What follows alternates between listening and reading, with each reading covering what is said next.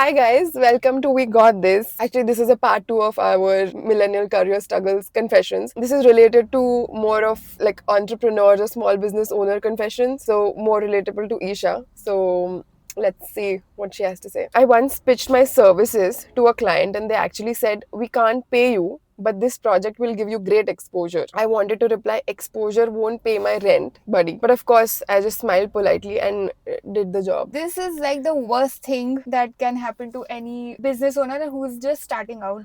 And especially when it comes to art, I cannot Stress it enough. stress enough on the fact so many of my friends Hmm. they have asked me कि यार ये painting बना के देगी क्या and I have done it, I have made it, but that was that was more of like I'm just starting out. I don't know if I want to make this into a business, but it's just my hobby. So I would like Do it. paint and make things for my friends Hmm. as a hobby just because I used to like it. Hmm. And I have done free commission work I know. in the beginning, but now I can't. I cannot, even if okay, don't pay me a lot, but at least at the beginning, do not do any work for free. Take some money because it's your business. Like if you're going to treat it seriously, you cannot do that for free. Exactly, and the audacity that people, not friends, forget about friends, but just people who are expecting work from you and not because Definitely. yeah. People also have said that, oh, you have not done this before, right? So it will be a good exposure for Learning. you. It will be like a new project for you to work on and put it in your portfolio.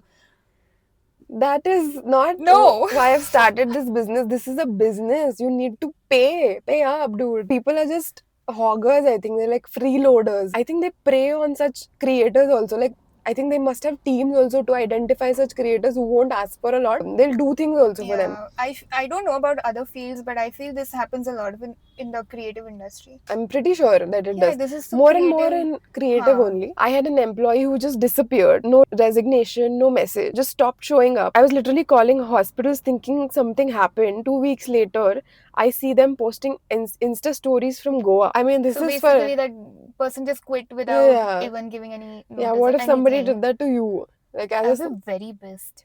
because Insanely when pissed. when you're like a small business, you employ people on faith basis or like good faith basis. Tell me what your problem is. Yeah. And this has happened to us for our cafe, by the way, right now. Oh, Like one really? employee just left. He just did not show Absconded. up. It's frustrating because now first thing to we have to find someone else. For 2-3 days we were doing that work because obviously the work needs to be done, right? This is a very human thing. Like just if you don't want to work, just tell the employer that you don't want to work. Basic duty, yeah. It's like very basic that if you're not going to be able to, because major company, it won't be an issue. Yeah. There are a lot of people who can cover that person, or it won't be that much of an issue because that person's impact won't be that much. But also because it's a huge company, you cannot really just one day not show up at work and just run away, right? Exactly. You have laptops with them. They are going to track you down and kill you. Are. When it comes to small businesses, there's not a lot you can do. So it gets very like crazy. That's why I wanted to know. Like, there was a month when cash flow was so tight, I actually paid my team before I paid my own rent. I remember eating Maggie for a week while they all got their salaries on time. Nobody sees that side of being a boss. I haven't experienced this. Like I'm not there yet because I don't have employees. But yeah, I've heard these stories a lot. Like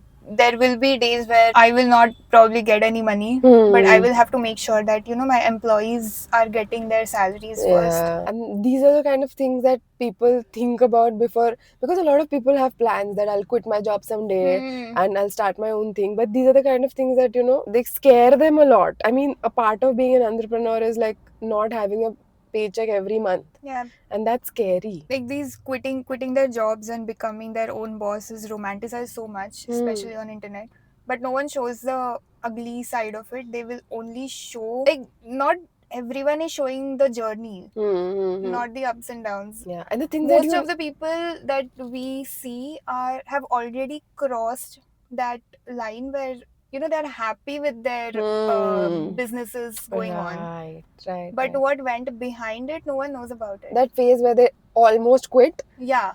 Or it feels like, what am I doing, or where is this going? Yeah. That phase is not shown. People, when, like you said, when they've already established their businesses, that obviously they're going to say that I was so persistent and all along but there must have been Yeah, times. you know, that's why I'm putting myself out there. Like I'm showing the journey of how sucky I was Yes. and I'm so much better in 2 years, but also how I am still in the middle. Like Yeah. I'm somewhere in the middle. I haven't reached, I am not even near to where I want to. But it's a journey. You can't just expect it to happen overnight. Right. It takes a lot of mental strength and grit to like Yeah, man. just quit your job and Kudos to all I the people know. who are courageous enough to take this step. I mean, I know I really like gave a hard time to Sanjit, but what he's done, I don't think a lot of people can do. Even you, of course, you definitely. It's not a easy thing, yeah, no, but You have not to everyone. sacrifice a lot of things. So the hardest clients are always friends. They'll say, "Come on, yaar, give me a discount." We're friends, but if I ask them to do their job for free, they'd laugh in my face. You know, I have a friend. I know. Oh my god. Okay, I admit Hmm. that I have done things for my friends for Hmm. free. But the moment I realized that, okay, this is Getting not, out of hand. yeah, this is getting out of hand. I cannot keep doing this. I have also done things, taken up commissions at a discounted price, but Hmm. now I've stopped doing that because I feel like I've reached a point where I'm not a beginner anymore. Maybe I had like a very beginner mindset. It's good to have a beginner mindset, but when you're just starting out, I should have something to show. So True. that was the only reason that I did work, and Hmm. I think that's okay. But I feel don't do it It's for a trap. free. It's a It is trap. a trap. I would say don't do it for free. At the end, it's your job and you need to respect it. You need to look at it like work. It's a learning, like, but like it's great, no, that when one of your friends pay, then you have a precedent that she also paid. Now you also have to pay. My friends still ask me for discounts Yeah. for my stationery. I'm like, no way I'm giving you discount for stationery. Come on. Get- Like, yeah. I don't understand the point. Like, you guys will go. Not you guys, I mean, people will go and have like drinks or food.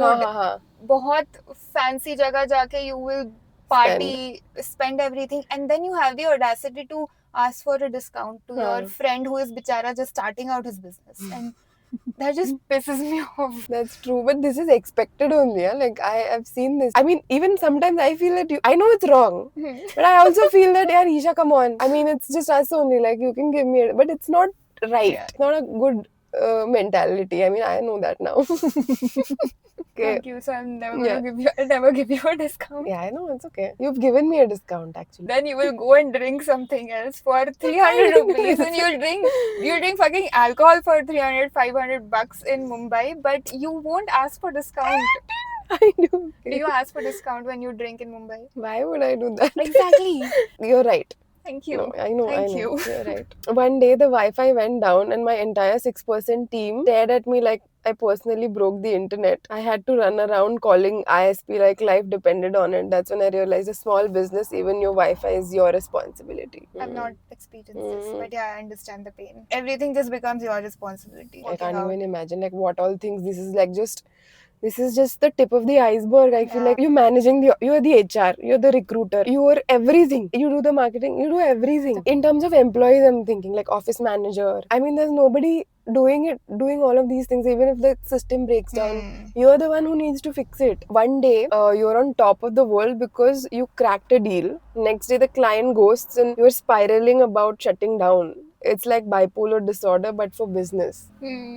I don't know about you, but I have seen this happen with Sanjit. He had this great client, okay, everything was going well. And then after like 6 months, they wanted more from him, but they were not willing to pay him more. He like showed him his rate card and everything, and they ghosted him after that. When you're a freelancer or a small business owner, there is no termination notice, like 3 months notice, 2 months. They just abscond and you can't do anything about it. This happened with me a lot. Like people will ask me if you make this, if you make like cards or big canvas paintings or anything for their home, and they'll look so interested when they ask, especially when it comes to art and something that I love. I also get very excited. Oh, I have like one project to work on, and then and the next day I just don't get any reply, and then I have to accept it. This is, I think, your skills are built. You become resilient to these things, and that's what a good businessman is all about.